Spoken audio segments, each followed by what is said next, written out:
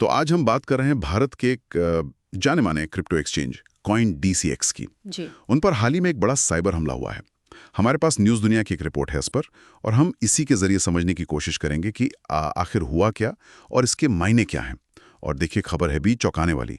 करीब 368 करोड़ रुपए का नुकसान, मतलब लगभग $44 मिलियन। ये तो बहुत बहुत बड़ी रकम है।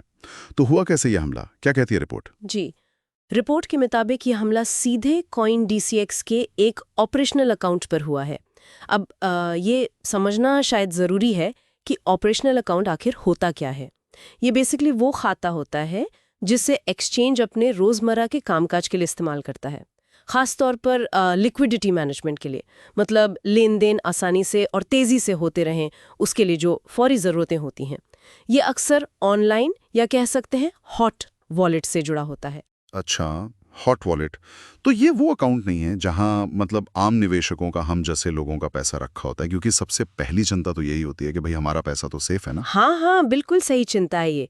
और यहीं पर CoinDCX के जो को-फाउंडर्स हैं सुमित गुप्ता और नीरज खंडेलवाल, हाँ। उनका बयान काफ़ी अहम हो जाता है। उन्होंने फौरन मतलब हमले के बाद ही साफ कर दिया कि यूज़र्स के जो फंड्स हैं वो पूरी तरह से सुरक्षित हैं। उनका कहना है कि ज़्यादातर जो यूज़र ऑफ फंड्स हैं वो कोल्ड वॉलेट्स में रखे जाते हैं। कोल्ड वॉलेट्स, हाँ। जी, कोल्ड वॉलेट्स मतलब ऐसे डिजिटल पर्स जो इंटरनेट से कनेक्टेड नहीं होते, हाँ। माने ऑफलाइन। तो जाहिर है वो इस तरह के ऑनलाइन साइबर हमलों की पहुंच से काफी हद तक बाहर रहते हैं, ज्यादा सुरक्षित माने जाते हैं। हाँ। ये जो ऑपरेशनल अकाउंट था ये एक अलग सिस्टम था। अच्छा, ये जानना तो वाकई राहत की बात है। कम से कम कंपनी का दावा तो यही है। हाँ, तो ठीक है, यूजर फंड्स सुरक्षित हैं, लेकिन इतना बड़ा नुकसान तो हुआ है एक्सचेंज को। तो कंपनी ने इसके बाद क्या किया, क्या कदम उठाए गए हैं? हाँ, नुकसान तो बड़ा है, इसमें कोई शक नहीं। रिपोर्ट बताती है कि उन्होंने कई कदम उठाए और काफी तेजी से। सबसे पहले तो जाहिर है जिस अकाउंट पर हमला हुआ था उसे फौरन ब्लॉक कर दिया गया। इसके साथ ही अपनी इंटरनल सिक्योरिटी टीम्स और बाहर के एक्सपर्ट्स के साथ मिलकर जांच शुरू कर दी है।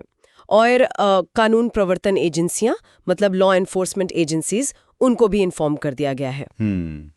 और भविष्य के लिए, मतलब ऐसी घटना दोबारा ना हो, इसके लिए कुछ? हाँ बिल्कुल, उन्होंने एक बग बाउंटी प्रोग्राम भी लॉन्च करने की बात कही है।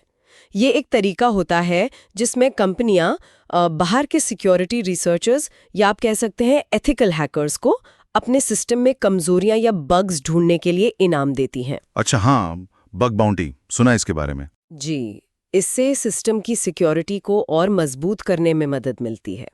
और एक और बहुत ज़रूरी बात जो उन्होंने कही है, CoinDCX ने साफ किया है कि ये जो पूरा नुकसान हुआ है 368 करोड़ का, इसकी भरपाई वो अपने ट्रेजरी फंड से करेंगे, मतलब कंपनी के अपने रिजर्व फंड से। अच्छा। हाँ, इसका मतलब ये हुआ कि ग्राहकों पर इसका कोई सीधा आर्थिक बोझ नहीं पड़ेगा। ये वाकई एक तेज और जिम्मेदाराना रिएक्शन लगता है।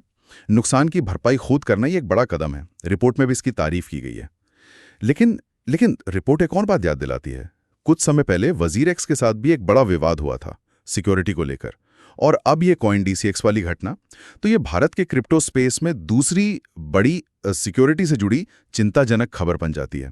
इसका निवेशकों के भरोसे पर क्या असर पड़ेगा? क्या सिर्फ तेज प्रतिक्रिया काफी होती है ऐसे मामलों में? ये बहुत ही अहम सवाल है, बहुत वैलिड पॉइंट है। देखिए, भारत जैसे बाजार में जहां क्रिप्टो को लेकर रेगुलेशंस अभी भी बनी रहे हैं, कह सकते हैं, और निवेशक वैसे ही थोड़े सावधान रहते हैं, ऐसी घटनाएं निश्चित रूप से भरोसे को चोट पहुंचा सकती हैं। WazirX विवाद के बाद ये दूसरी बड़ी घटना है, तो ये एक तरह का पैटर्न सा लगने लगता है जो ठीक नहीं है। हाँ, बिल्कुल।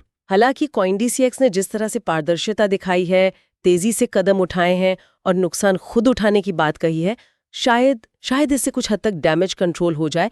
लेकिन हाँ, ये घटना एक बार फिर से ये साफ करती है कि क्रिप्टो एक्सचेंजों के लिए कितनी ज्यादा जरूरी है एक अभेद्य सुरक्षा प्रणाली, और सिर्फ टेक्नोलॉजी नहीं, एक मजबूत संकट प्रबंधन योजना, मतलब क्राइसिस मैनेजमेंट प्लान भी।